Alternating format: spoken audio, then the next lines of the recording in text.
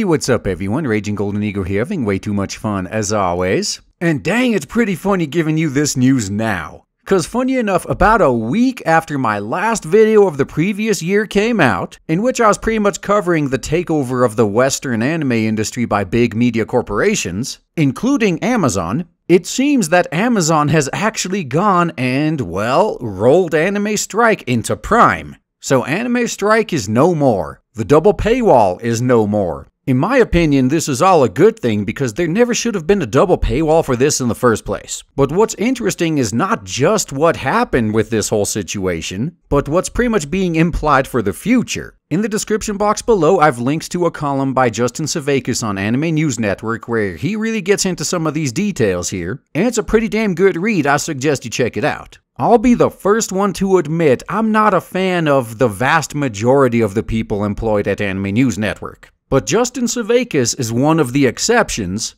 and in my opinion, a pretty good source of information when it comes to the anime industry. This guy has been neck deep in this industry for decades. He started out as a fan subber, he worked professionally at Central Park Media when they were around. Even now, he maintains a whole bunch of connections in the industry, both in the West and in Japan. And the best part is, unlike most of their writers over there, he generally sticks to the facts. He doesn't try to insert his ideology into everything. Hell, honestly, I don't even know what his ideology is. I'm sure if I looked through all of his writings with a fine-tooth comb, I could find something. But I don't feel like doing that. Who has time for that shit? But anyway, the point is, I actually trust what he says when it comes to industry insider information. In this case, for instance, one of the contributing factors to the demise of Anime Strike is the fact that the previous head of Amazon Studios was accused of sexual harassment, the majority of their senior management resigned, and new management is simply changing the way things are done. But the question remains, what if any role does Amazon intend to have in the Western anime industry going forward?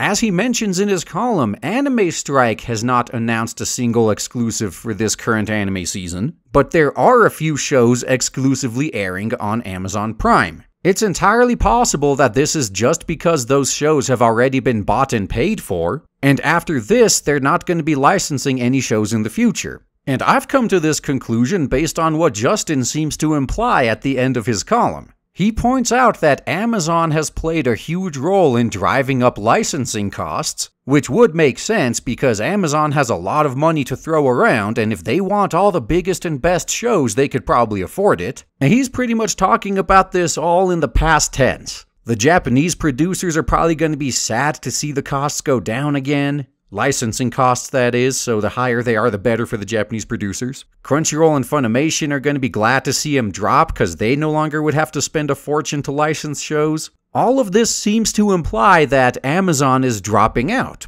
And now I just wonder, what's Sentai going to do going forward? If they're on their own again, are they going to be able to make High Dive as successful as Crunchyroll? Well, we'll find out in the future, I guess. And also, I wonder if Sony is going to give Funimation a whole bunch more money so they can compete with Netflix for some of the bigger licenses. Or perhaps I'm going to be completely surprised and Amazon's not dropping out at all. But either way, 1 week into the current year and we're already seeing these major shakeups. Hell, perhaps the writing's already on the wall after all. Every other time in the past anime has been on the cusp of becoming mainstream, it's always crashed quite spectacularly. So maybe we're just seeing this whole process repeat itself again, and by this time next year, we'll be back to normal. Only time will tell. But I, for one, am looking forward to enjoying this circus.